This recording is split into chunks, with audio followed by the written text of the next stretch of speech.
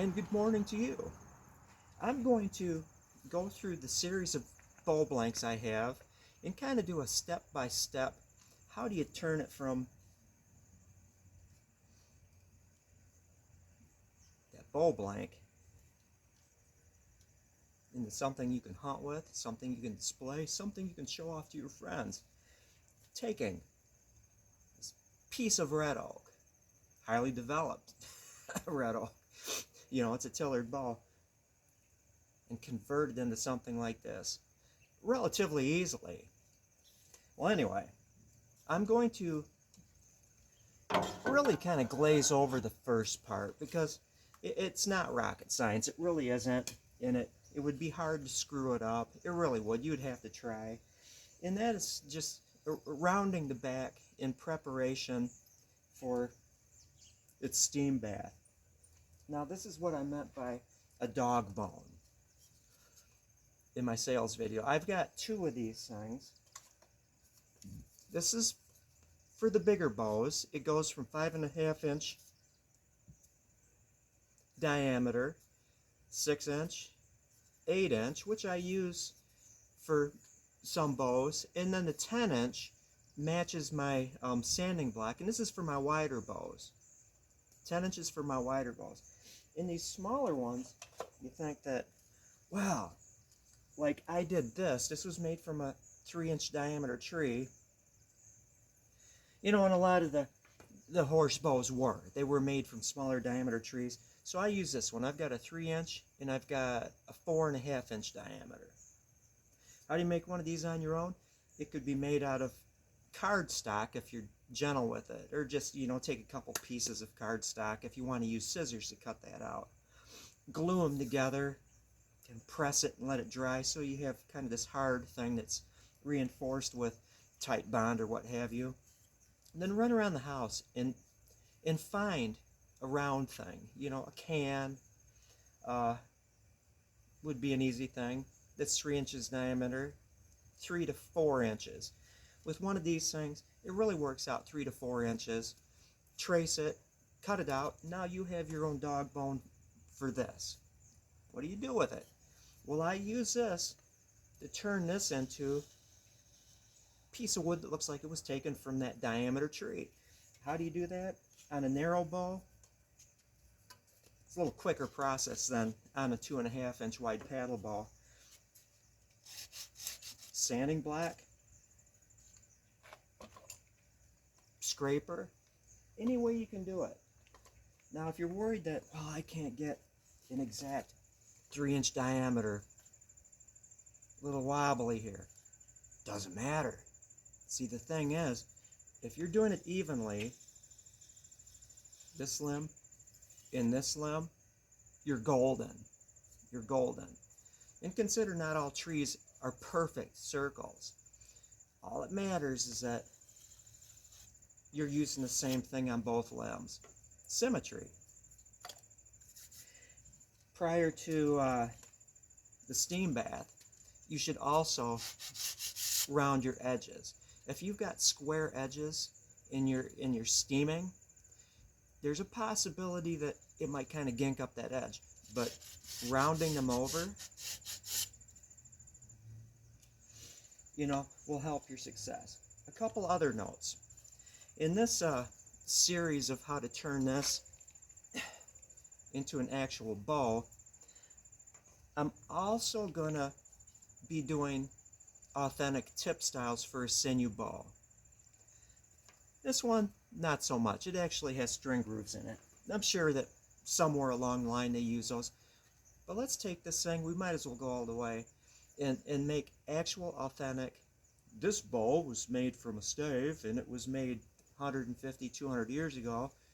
We're gonna have authentic string grooves in this. Now notice one thing. This is relatively thick. And this is so you can get it down to your desired draw weight. The question I have is, do you tiller a bow before you sinew back or after? I typically will tiller my bow before. 6 of one, half dozen of the other.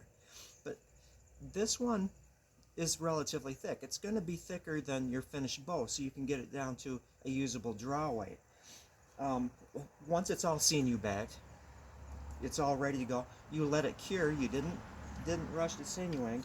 It's going to be possible for you to work it down. Literally, I take an 80 grit sanding block, 1, 2, 3, 4, 5, 6, 7, 8, 9, 10, 1, 2, 3, 4, even Steven on both limbs from stem to stern. And in that way you stand the best chance of not, upsetting the tiller. There's something magical that happens though when you gullwing it. Tillering seems to get easier because you've got that pre-bent. I'm not gonna, because I should have prepared before I did this, not gonna explain it, but there's something that makes tillering easier when you already have that bend in there. I don't know what it is. It's witchcraft, who knows? But yeah, that's it. The first step, you get your bow. You either buy one of these from me, this will last forever, and you can even coat the surfaces with epoxy to make them last and last and last and be a little slipperier. But you need to round your back, get rid of all the flat spots. There should be no flat spots. And you can pick the correct shading. I use my garage, and there's a light that comes in through one of my woodworking rooms through a window, and flat spots and any sandpaper marks show up just like glowing. So that's it. I mean, rounding your back. That's going to take quite a bit of wood off of this. It's going to go from whatever this is to less. So don't be afeared. You're looking at it, oh my gosh, that's a thick freaking bow. Once you round it, it's going to change it dramatically. Now let's go on to the steaming. And I did an extra step here. I did for you. On this one, after I steamed it, and I didn't use a bending form for the limbs, I kept the handle in the bending form and then just supported it on one tip, put it over my pot of boiling, steaming water, and then with a pad, it's hot, pull it out right away, and within a range, whether or not you have the majority of your bend here or centered or towards here, just do it evenly. But what I was going to say was, when I looked at it, sighted it, I had a side bend. You can get a side bend with your handle. So underneath this foil, the bow already set up, I also will show you how to correct that side bend. After you get the gullwing in, I'm going to show you how to correct the side bend. Now the steaming is simply, I do it outside. I've done so many bows inside, steams up the house, but open the windows, it goes away right away, big deal.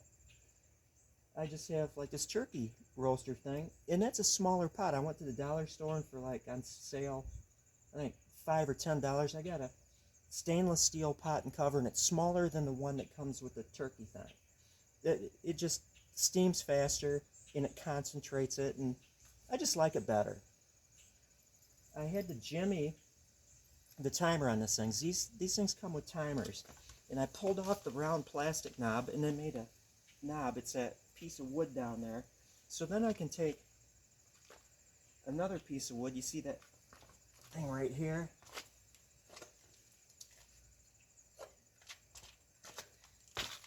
My new knob is square, so I can just take a clamp in that piece of wood and it stops the timer, so I don't go off and do something. It's like rats. I was timing the amount of steam time, and the timer went off and it stopped. That keeps it running forever.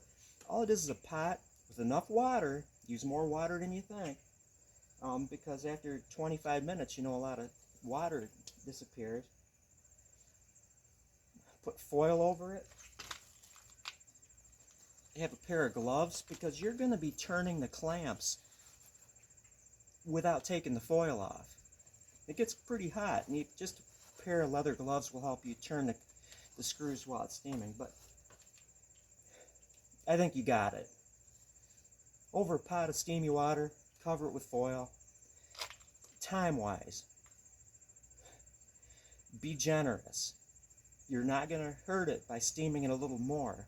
You can hurt it by steaming it a little less because it's not ready to bend. Once it goes on the pot, foil's covered, it's steaming, 25 minutes. It seems like a lot for a piece of wood at this end, but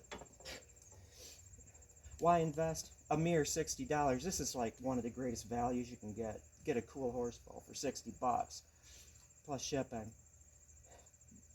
Why risk it? 25 minutes. Then after that 25 minutes, without taking the foil off, because you can get to the clamps, you start turning them a little bit. And it'll turn easy because it's pliable. Wait 5 minutes. Turn a little bit more. Wait another 5 minutes. Turn a little bit more. Wait another 5 minutes. And you can bring it home. Then let it sit for another 5 minutes. Why not? You know, it's good insurance. Take it out. If you're outside, just lay it on the ground and carefully pour the remaining water over that bending portion. Let it dry overnight. Let it dry overnight. If you're inside, just put the whole thing over the sink and just do the same thing. Pour the water over it. It helps it set.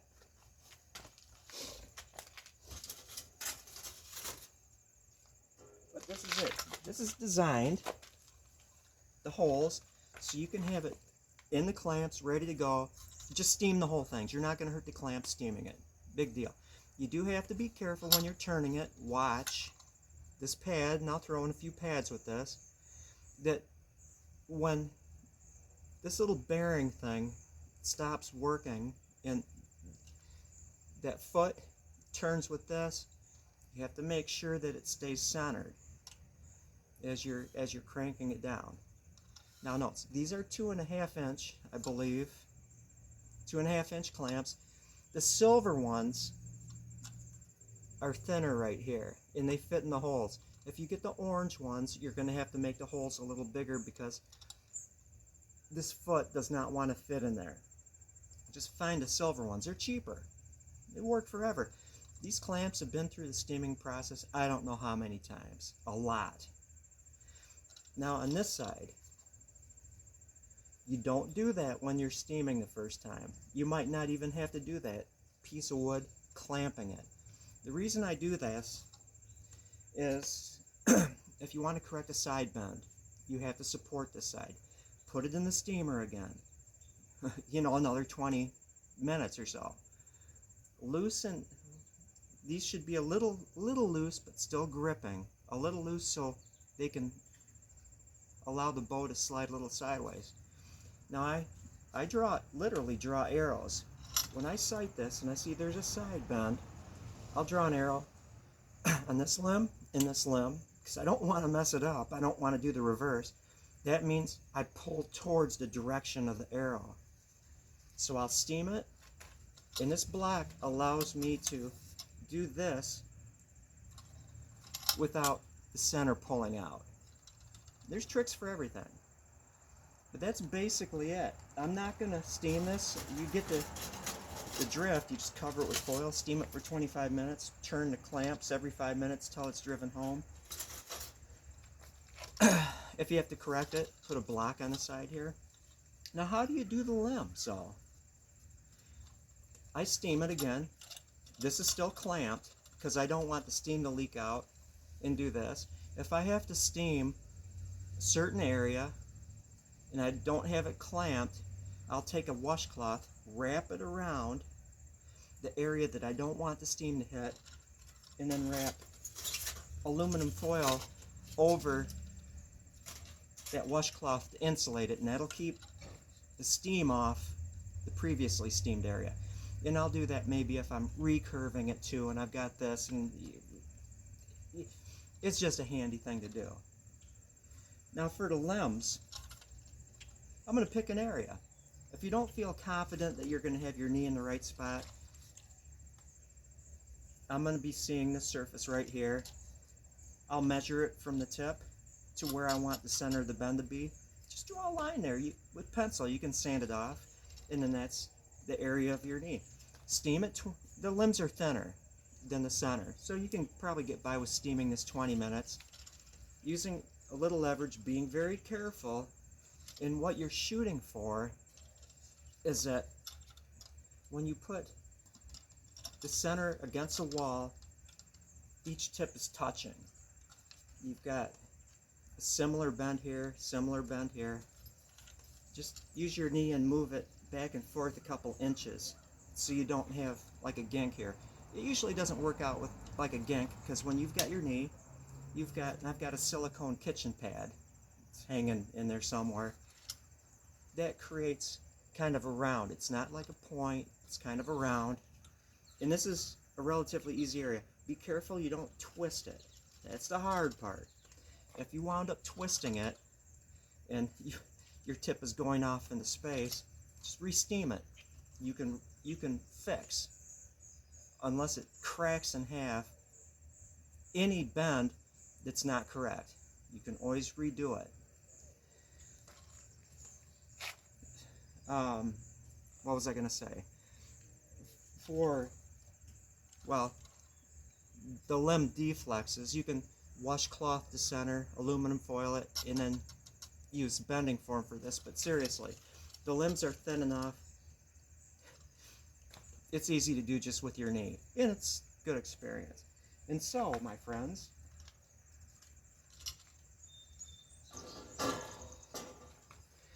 you're on your way to taking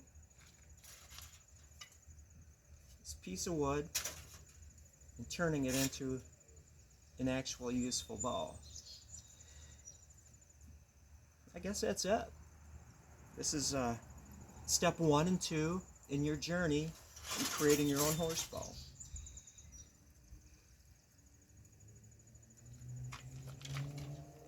Oh, next up, let's pound some sinew. After this, I'm going to take this. It has the rounded back. It's got the gullwings. Let's pound some sinew and get in the sinew backing it. My wet method. Now we're done.